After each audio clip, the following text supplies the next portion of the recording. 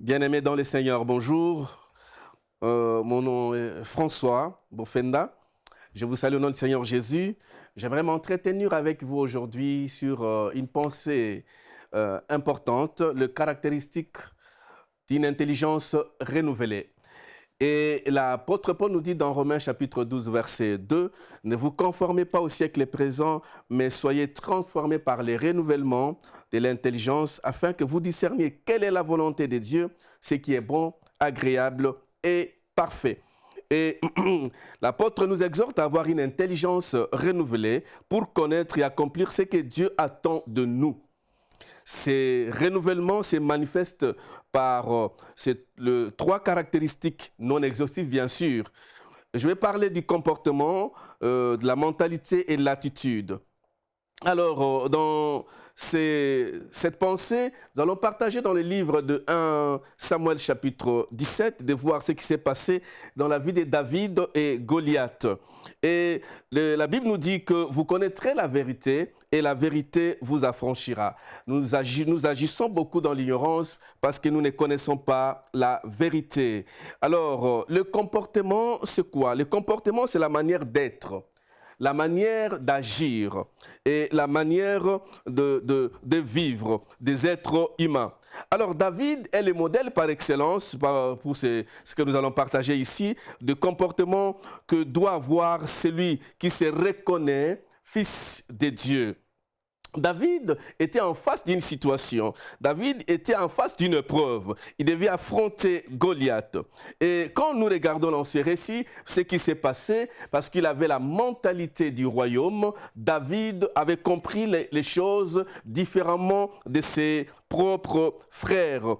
Alors, David, comme je disais, il est un modèle, une belle occasion pour lui devant cette épreuve pour manifester la gloire de Dieu. Alors, le comportement que nous affichons, que nous présentons devant les obstacles détermine qui nous sommes réellement. La Bible nous dit dans Daniel chapitre 11, verset 32, « Ceux du peuple qui connaîtront leur Dieu agiront avec fermeté. » David a agi avec fermeté devant Goliath et nous voyons le résultat. Alors nous devons bien avoir un comportement positif, un comportement des hommes et des femmes qui réussissent. C'est ça dans la vie chrétienne, même pour ceux-là qui ne connaissent pas le Seigneur. Si vous suivez cette vidéo, je vous invite à avoir un comportement comme celui de David. Le deuxième élément, c'est la mentalité. La mentalité doit être changée. Et la mentalité est définie comme la façon de penser.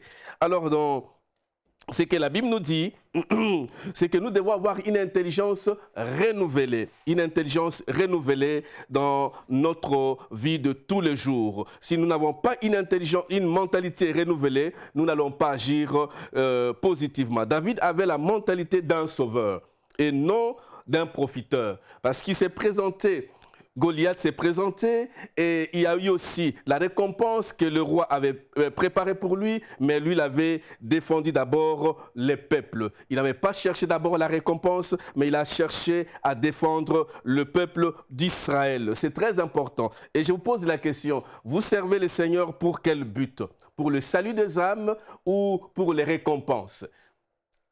David a vu d'abord les récompenses. Troisième élément, il n'a pas choisi les récompenses, il a choisi les peuples d'Israël. Le troisième élément, c'est l'attitude que nous devons avoir. L'attitude, c'est la manière d'être qui manifeste certains sentiments.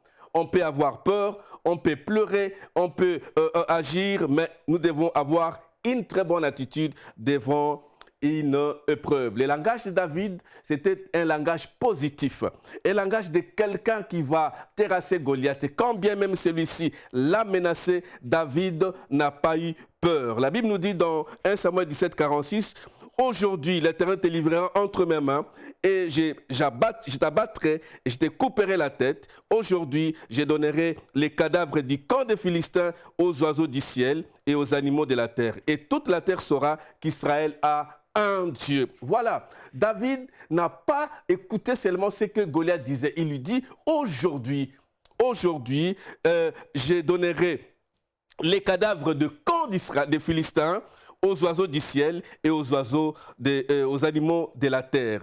Et ce qui a fait qu'il a pu surmonter l'épreuve, il a pu couper la tête de Goliath, ça dépendait de son attitude. Vous avez quelle attitude devant un obstacle? Comment vous vous comportez devant les Goliaths qui se présentent chaque jour à vous? Quelle est votre attitude devant les situations présentes? Est-ce que vous avez du courage? Est-ce que vous affrontez? Est-ce que vous pleurez? Mais je vous demande d'avoir ces 3 caractéristiques d'un vainqueur.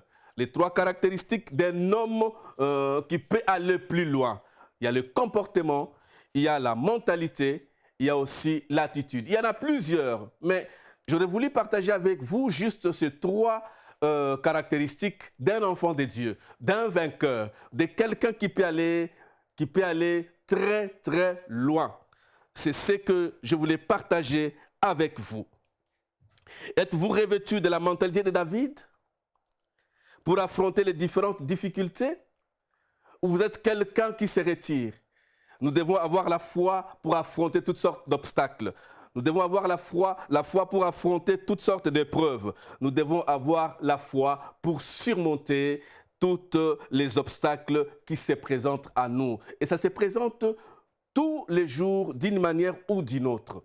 Mais c'est à vous d'avoir le comportement, la mentalité et l'attitude d'un enfant de Dieu. L'attitude du royaume, la mentalité du royaume, un renouvellement de l'intelligence. C'est très important que votre intelligence soit renouvelée et vous allez voir les choses comme le Seigneur le voit.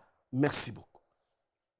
Pour aller plus en profondeur, vous pouvez lire et télécharger la version complète de cette pensée du jour sur le site enseigne-moi.com.